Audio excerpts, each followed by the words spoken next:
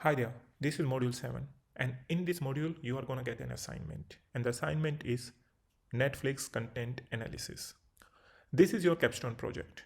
I'm going to provide you two things. One is the data set, another would be your business requirement document. So this is going to be your business requirement document. I'm not going to put any date or name over here, but you would get your project name is Netflix content analysis. You are going to get your purpose, scope, who are stakeholders, objectives, data overview, key deliverables, what I expect in your this report design and visualization requirement, data analysis, etc. You have to design a beautiful report out of that. You have to use the AI visualization. You have to also use all the slicers, filters, bookmarks.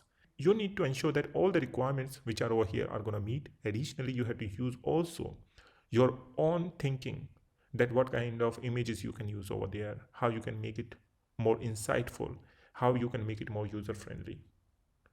Once you've done this, you have to inform us through the email, and you will get the email address at the bottom of this documentation. Why is this important? This is really important so that we can review it and we can provide you the feedback.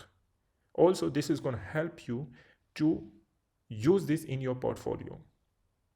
We are going to analyze it.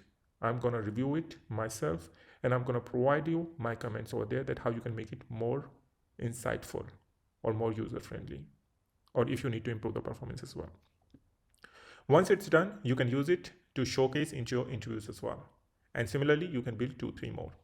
If you need more data sets, if you in the future you would like to use more, then we have already created a video on the free data sets. So I'm going to provide you that link also over here if you would like to use them. So this is it. These are very simple instructions and you can definitely do it. If you face any challenges or anything, please do let us know via Q&A section. Also, you can directly write us an email at this address, and you have to explain that you are either a member of our channel or you have subscribed to this course. Thank you so much for watching this video, and I'm gonna see you in the next module where I'm gonna tell you some of the bonus contents.